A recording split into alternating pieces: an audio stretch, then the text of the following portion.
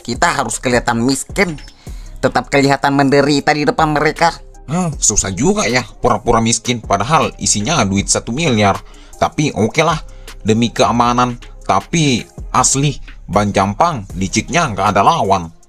Dengar ya, uang ini adalah kunci surga atau neraka buat kita. Jangan ada yang berani pakai uang ini sepeser pun buat beli barang mewah dalam waktu dekat. Jangan ada yang cerita ke pacar, atau ke siapapun itu. Intinya jangan bocor. Kalau satu mulut bocor, kita semua masuk lubang lahat. Nah, saya setuju tuh sama si Acil. Saya tetap ngerasa ini nggak bakal berakhir tenang. Pak Borto itu nggak bakal berhenti sampai tas aslinya ketemu. Itu barang gede loh. Gimana kalau dia tahu tas aslinya udah nggak ada? Ya, biarin aja dia nyari sampai botak. Yang penting duitnya udah di tangan kita. Karena ini sudah terlanjur kejadian, ya jalan satu-satunya cuman buat mereka supaya nggak curiga. Bersikap biasa aja seolah-olah nggak ada yang terjadi. Terus Acil bakal tetap jadi kuli gitu. Nah, itu dia yang saya pikirin. Kan duit saya udah banyak. Ngapain saya mau kerja lagi? Goblok, justru kamu harus tetap masuk kerja. Kalau tiba-tiba menghilang dari gudang, kamu pasti bakal dicurigain, bego. Aduh, ya juga ya. Ya udah dah, saya tetap masuk kerja sampai punya alasan yang masuk akal buat resign.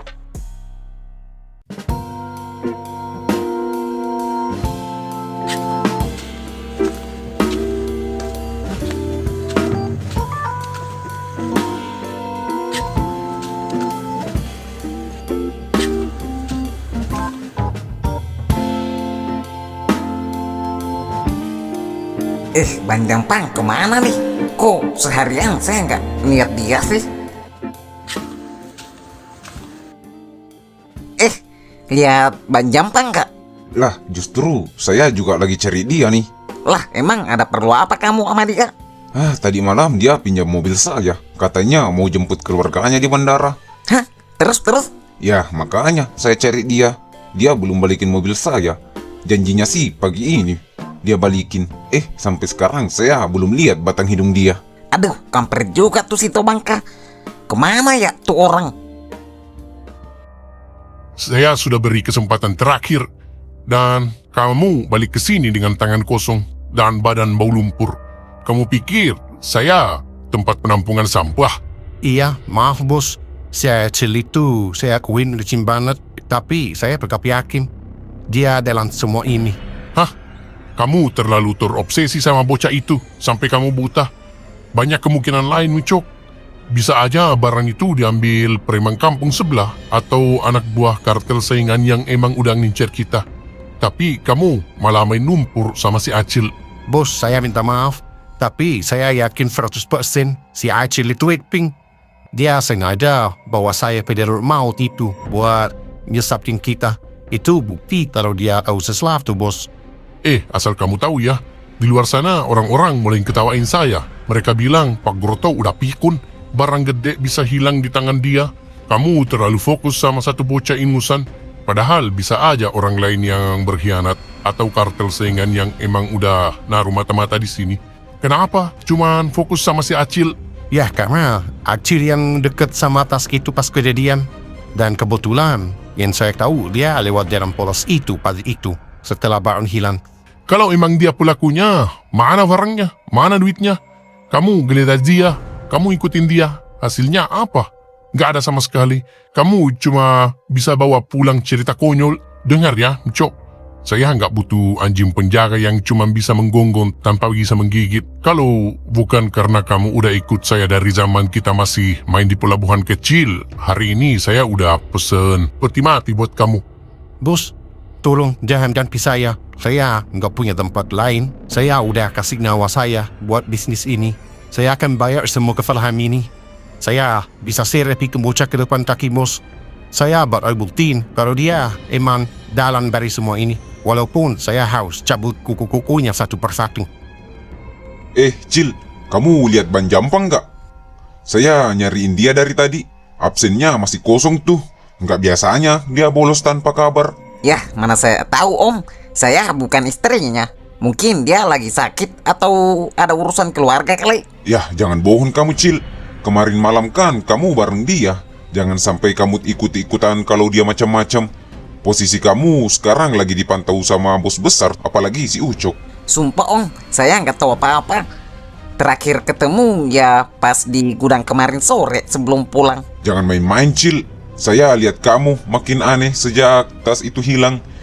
Kamu jadi sering bengong dan panikan. Tangan kamu gemeteran pas angkat karung. Dan kemarin saya lihat kamu pulang larut banget. Kamu habis ketemu Bang Jampang kan? Om, sumpah saya nggak tahu Bang Jampang di mana. Mungkin dia takut sama Pak Broto, makanya dia memilih kabur atau sembunyi. Om tahu sendiri kan gimana emosinya bos sekarang. Mungkin dia lagi malas dengan situasi gudang saat ini. Kalau dia kabur, ya berarti terbukti dia emang salah. Dan kalau kamu berusaha nutupin dia, kamu bakal keseret juga. Kamu dengar ya, Ucok itu lagi nyari kambing hitam buat nyelamatin posisinya sendiri. Dia nggak peduli kamu bener atau salah. Yang dia mau cuman ada orang yang disiksa biar Pak Broto tenang. Kalau kamu punya barang itu atau kamu tahu di mana Bang Jampang, kasih tahu saya sekarang sebelum semuanya terlambat. Ya, saya beneran nggak tahu apa-apa Om. Udahlah, saya capek nih. Saya mau istirahat. Berat nih yang saya pikul.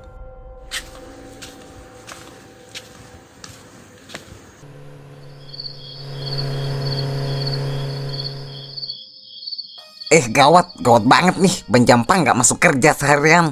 Hah? Yang serius, Cil? Bukannya semalam dia bilang mau tetap masuk kerja ya biar nggak ada yang curigain. Nah, itu dia masalahnya. Saya takut kalau dia beneran melarikan diri dan bawa sisa duit 1,5 M itu. Kalau dia kabur, berarti semua beban ini jatuh ke kita. Pak Broto pasti bakal mikir kita semua komplotannya yang ditinggal pergi. Pasti dia akan usut semua ini. Aduh, bener juga ya. Kalau memang dia tiba-tiba menghilang dan ketahuan barang itu terjual, Ucok dan Pak Broto pasti langsung nyeret kita ke gudang. Pasti kita bakal diinterogasi, karena kan mereka tahu kita dekat dengan Bang Jampang. Cil, apa kita harus kabur juga sekarang biar aman? Jangan ngaco kamu San.